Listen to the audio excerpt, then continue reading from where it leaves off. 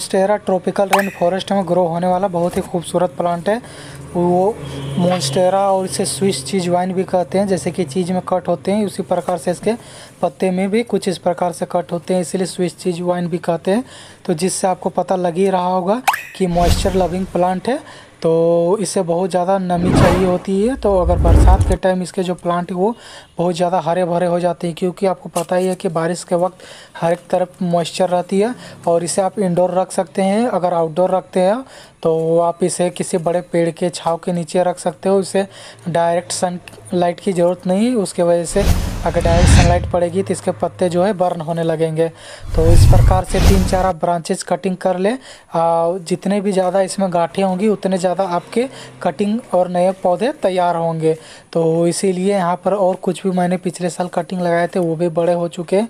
तो सबसे पहले सारे मैं ब्रांचेस जो इसके स्टेम होते हैं, तने होते हैं, उन्हें मैं कट कर लेता हूँ। और कट कर लेने के बाद मैं आपको बताता हूँ कि इसे प्रिपेयर कैसे करना है, इसकी कटिंग कैसे लगानी है। आप ऑलरेडी देख सकते हो कि बारिश की वजह से बहुत से जो जितने भी गांठे हैं उसके बीच बीच में रूट की डेवलपमेंट होना स्टार्ट हो चुकी है। तो इसी के कटिंग को लगाना काफ़ी आसान होता है। तो सॉइल कैसे इस्तेमाल करना वो सारी चीज़ें भी डिटेल में मैं बताऊंगा। और अगर आपको मोन्स्टेरा का प्लांट परचेज करना है तो मेरा जो वेबसाइट है आपको उसका लिंक डिस्क्रिप्शन में मिल जाएगा, या व्हाट्सएप नंबर में भी कांटेक्ट कर सकते हो। व्हाट्सएप नंबर भी मेरा डिस्क्रिप्शन में दिया हुआ है, तो वहाँ पर भी जाकर कांटेक्ट कर सकते हो। तो यहाँ पर देख सकते हो ढेर सारे मैंने जो इसके स्टेम को कट कर लिया है। अब इसमें काफ़ी बड़े बड़े पहले से ही रूट है, तो उन रूट्स को पहले ट्रिम कर लेंगे, क्योंकि उन रूट्स का कोई काम नहीं है, वो मिट्टी में जाते के साथ ही सड़ जाएंगे। तो पौधे लगने के बजाय वो मरने लगेंगे, इसीलिए उन्हें कट कर लेना है। और कट करने लेने के बाद हर एक गांठ में जो लीफ निकल रही है उसके बीच में, हर एक गांठ के बीच में आपको कट कर देनी है। और इसी तरह से एक एक कटिंग आपकी तैयार हो जाएगी। हर एक गांठ में नए नए पौधे बनेंगे, और जितने गांठ होंगे उतने ज़्यादा इसमें पौधे बनेंगे। तो यहाँ पर देख सकते हो हर एक गांठ के आगे मैं यहाँ पर कट कर ले रहा हूँ। और जो ऊपर का टिप वाला पोर्शन होता है उसमें लगभग 2-3 नोड आप छोड़ ही दें, क्योंकि वो सॉफ्ट होता है। तो उसमें 3-4 गांठ अगर आप छोड़ दोगे तो तभी लग पाएंगे। अगर ज़्यादा सॉफ्ट वाले भी लगाओगे तो वो जल्दी सड़ सकते हैं और रूट आने के चांसेस कम होते हैं। तो सिंपली इस प्रकार से कट कर लेनी है, और जो बड़े जिसमें रूट्स हो उन्हें हटा देना है।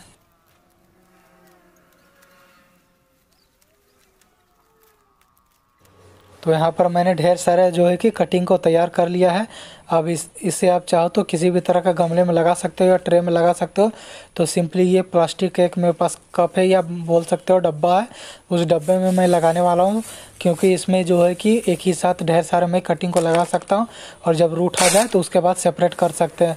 तो यहाँ पर मैंने थोड़ी पेबल्स दे दी है। उससे पहले चलिए अब देख लेते हैं कि सॉइल मीडिया कैसे तैयार करनी है। तो बेस्ट सॉइल मीडिया के लिए हम ये सारी चीज़ों को इस्तेमाल में लेने वाले हैं, ताकि इसके रूट हेल्दी रहे और प्लांट भी जो कटिंग भी है वो जल्दी से डेवलप हो पाए। तो यहाँ पर मैं आपको बता दूं कि सबसे पहले जो कोयले की राख होती है उसका थोड़ा सा मैंने इस्तेमाल किया है। और ये उसके बाद जो देख पा रहे हो आप ब्लैक कलर की, ये वर्मी कंपोस्ट है। आप वर्मी कंपोस्ट की जगह काउडन कंपोस्ट भी ले सकते हो। यहाँ पर ये कंस्ट्रक्शन वाली सैंड है, जिसे मैंने हल्की रिफाइन कर लिया, चलनी की मदद से चाल लिया है। और थोड़ी सी सॉइल है।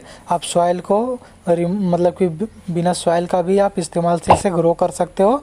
और यहाँ पर मेरे पास कुछ वर्मिकुलाइट और परलाइट और सैंड की पहले से मिक्सचर थी, तो उनका भी मैं थोड़ा सा यहाँ पर इस्तेमाल कर रहा हूँ। उसी मिक्सचर का इस्तेमाल कर रहा हूँ उसी।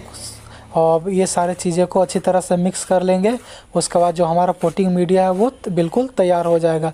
इस तरह का अगर आप पोटिंग मीडिया में लगाओगे जब भी कटिंग को, सॉफ्ट कटिंग को, तो काफ़ी आसानी से ग्रो हो जाएंगे। और जो स्विस चीज वाइन होता है उसे मॉइस्चर पसंद होता है, तो इसीलिए आप पार्सली शेड में रखते हो, जहाँ पर इसे कि भरपूर लाइट मिले, लेकिन डायरेक्ट लाइट नहीं मिलनी चाहिए, तो वो काफ़ी अच्छे से ग्रो होता है। और उसमें आप अगर गर्मियों का टाइम है या विंटर का टाइम है तो उसमें आप थोड़ी थोड़ी मिस्टिंग करते रहो, जो स्प्रे मशीन होता है थोड़ी सी फुहार देते रहो, तो वो अच्छे से चलता है। उसके बाद हमारे बनाए हुए पोटिंग मीडिया को हम गमले में फिल करते हैं। 1/3 हिस्से में आपको फिल कर देना है। पहले नीचे पेबल्स देना इसीलिए ज़रूरी है क्योंकि अच्छी ड्रेनेज बनी रहनी चाहिए। अगर कोई भी कटिंग लगाते वक्त ड्रेनेज अच्छी नहीं रहेगी और पानी स्टोर ज़्यादा होगा लंबे समय तक तो जो कटिंग है वो सड़ जाएगी, क्योंकि ज़्यादा लंबे समय तक उसे पानी स्टोर नहीं रहनी चाहिए, बस हल्की हल्की नमी बनी रहनी चाहिए। किसी भी कटिंग के लिए की पॉइंट है, तो आप इसे रिमेंबर ज़रूर कर ले, याद ज़रूर कर ले, या नोट करना हो तो नोट कर ले। उसके बाद जितने भी हमने कटिंग लिए थे सिंपली उन कटिंग को साइड साइड में इस प्रकार से रखते जाना। अगर आप छोटे छोटे गमले में लगा रहे हो, सेपरेट लगा रहे हो, तो सेपरेट एक ही पीस आप कटिंग को लगाओ, और अगर एक साथ लगा रहे हो मेरे जैसे तो आप इस तरह से ट्राई कर सकते हो। एक साथ ऐसे ऐसे अलग अलग रखते जाना है और पोटी मीडिया को ऊपर से हल्के हल्के फिल करते चले जाना है। तो इसी प्रकार से जितने भी कटिंग यहाँ पर सेट होते हैं मैं सेट कर लेता हूँ जल्दी से, ताकि आपका टाइम वेस्ट ना हो।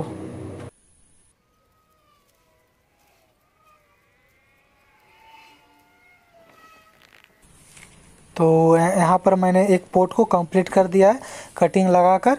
इसी प्रकार से अलग अलग पोर्ट में मैं बाकी के भी कटिंग को लगा लेता हूँ।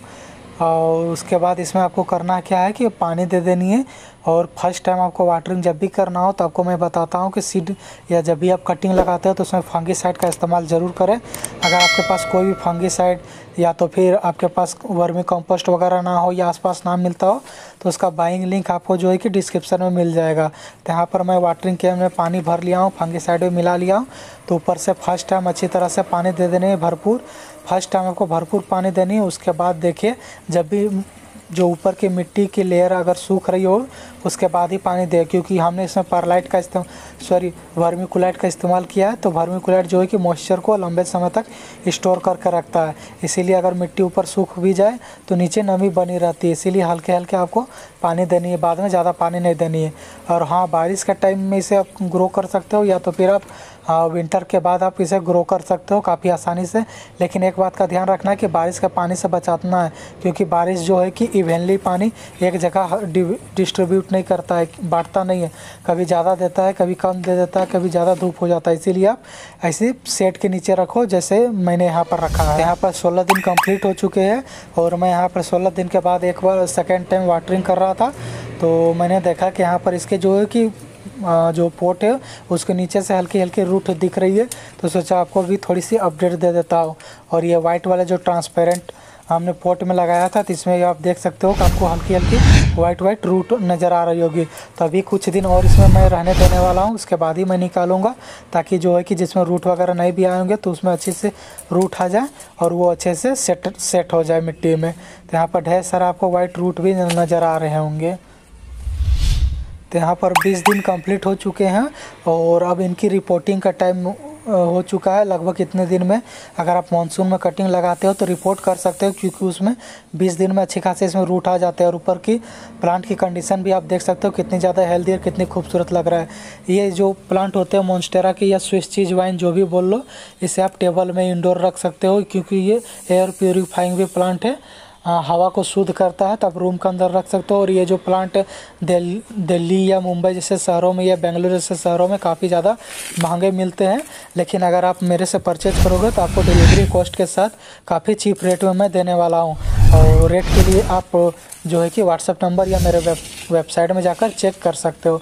तो चलिए अब यहाँ पर मैं कुछ कटिंग को आपको निकाल कर दिखाता हूँ कि इसमें कितने शानदार रूट्स की डेवलपमेंट हुई है। बाहर से तो आपको दिख ही रहा है कि रूट की डेवलपमेंट हो चुकी है, लेकिन आपको निकाल कर भी दिखाना ज़रूरी है।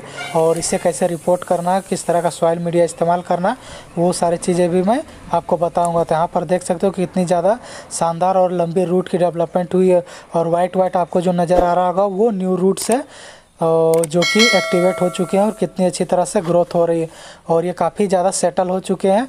और जो गांठ है नीचे, जो पत्तों की गांठ है, उसी से नए जो है कि ब्रांचेज की या स्टेम बोल लो, जो भी बोल लो, उसी से सूट्स की डेवलपमेंट होगी और उसी से नया पौधा बनेगा। तो यहाँ पर देख सकते हो मैंने 3 गांठें लगाई थी। एक वाइट कलर का जो आपको दिख रहा है गांठ के नीचे, वही नए सूट्स की डेवलपमेंट है। तो मैं उसे काट कर अलग कर दूँगा।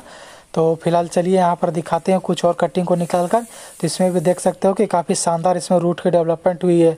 आगे मैं आपको वॉश करके भी दिखाऊंगा इसे पानी से अच्छी तरह से। अगर मिट्टी लगी हुई है तो आपको पता नहीं चल पा रहा होगा। तो चलिए अब आगे आपको वॉश करके भी दिखाते हैं कि किस तरह से इसमें रूट की डेवलपमेंट हुई है। तो यहाँ पर देख सकते हो कि प्लांट के रूट्स को वॉश करने के बाद देख सकते हो क्लियरली आपको नज़र आ रहा होगा नए रूट्स जो है कि कितने अच्छी तरह से डेवलप हुए हैं 20 दिन में, देख सकते हो। तो ये है प्लांट, और ये जो कमाल है सॉइल मीडिया का कमाल है। तो इस तरह का मैं 4 इंच के पॉट में लगाने वाला हूँ, ताकि अगर किसी को प्लांट चाहिए तो मुझे उसे भेजने में भी आसानी हो और प्लांट जो है कि ज़्यादा ख़राब भी ना हो और उन्हें तुरंत ही रिपोर्ट भी ना करना पड़े दूसरे बड़े गमले में। तो यहाँ पर सिर्फ प्लीज छोटे छोटे जो पेबल्स होते हैं उन्हें नीचे भर देना है, और भरने के बाद जो पोटिंग मीडिया यहाँ पर इस्तेमाल करना है वो आप जो पहले पोटिंग मीडिया कटिंग लगाने के लिए इस्तेमाल किया थे उसी को भी इस्तेमाल कर सकते हो। चाहे तो आप नॉर्मल जो गार्डन सॉइल होता है वो लेकर 50% और उसमें 50% वर्मी कंपोस्ट या तो काउडन कंपोस्ट मिलाकर आप उसका भी इस्तेमाल कर सकते हो। और ध्यान रखो जिस भी चीज़ का कंपोस्ट इस्तेमाल करो वो बिल्कुल भी डिकम्पोस्ट होना चाहिए, और हो सके तो बहुत पुराना हो तो वो काफ़ी अच्छा रहेगा, नया नहीं होना चाहिए, क्योंकि नए की वजह से कंपोस्ट का इस्तेमाल करने की वजह से प्लांट जो है कि मरने लगते हैं। तो यहाँ पर एक कटिंग को मैंने रिपोर्ट कर दिया है और मैंने पूरे ऊपर से हल्की रहने दिया है मिट्टी को कम ही, क्योंकि न्यू जो शूट्स निकल रहे हैं अगर ज़्यादा मिट्टी उसके वजह से वजन पड़ जाएगी तो वो सड़ भी सकता है।